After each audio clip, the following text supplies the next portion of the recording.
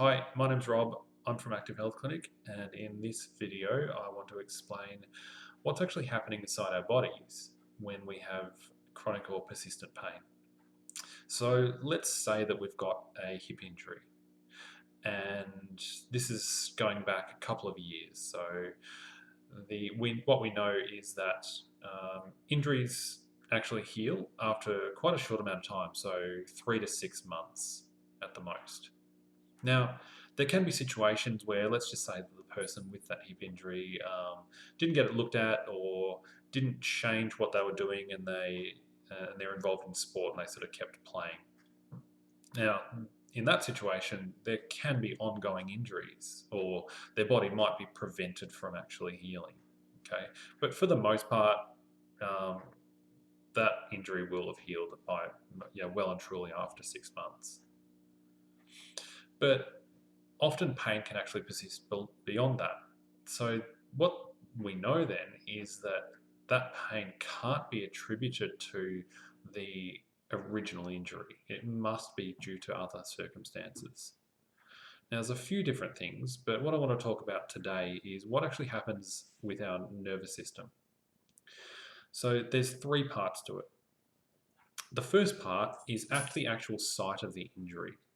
So when we actually have an injury, the body tries to heal that and protect it as much as possible. So it will increase inflammation. It will also increase the number of nerve endings that are actually at the site of the injury. So let's just say that we've got 500 nerve endings at that hip. The body might start to increase that, and it might actually double it. So we might have 10,000 there. I'm just making these numbers up, by the way. So what that means at that site is it becomes much more sensitive. So less movement or less load on that hip is more likely to still trigger more danger messages that are picked up by those nerves. Now, if we travel up, follow those nerve impulses up to the spinal cord. Now, we've got, again, probably thousands, tens of thousands of nerve pathways for each individual nerve ending.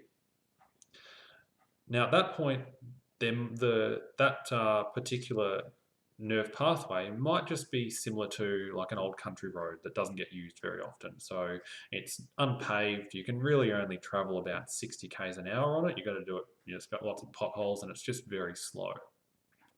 But what happens when it starts getting bombarded with extra traffic is it actually can adapt, and it will start building a freeway.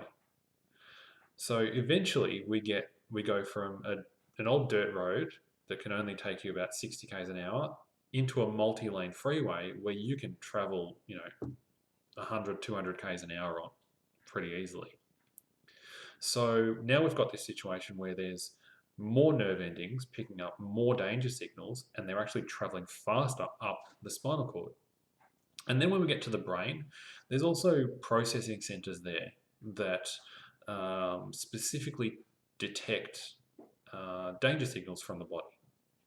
So when the brain starts getting bombarded with all these danger signals, that too is going to change. That too is going to upgrade from, say, a computer that was built 15 years ago to a much more modern and advanced and more powerful computer.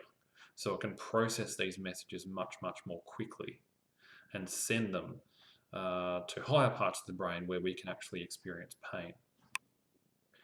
So what this all means is that even though the tissue might have been healed, we've still got let's just call it the traffic infrastructure in our nerves to become, to pick up danger signals much more readily and send them really, really fast to the brain.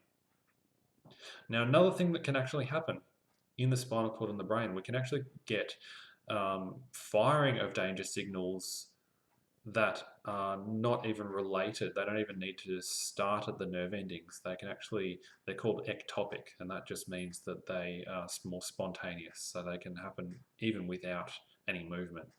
And I think that actually that will resonate with a lot of people, where they say, well, I don't even need to move and I've got pain. So hopefully that explains a little bit more to you about maybe why your your pain has been going on for so long, and may not even uh, you know you may not even need to move or do anything to feel it. There are, of course, other areas in the brain, our thoughts and feelings, and also our our social environment as well, that can play a role here. But that is something that I will explain in another video. So hopefully that has been helpful. And if you do have any questions or comments, please post them below in the comments section. See you later.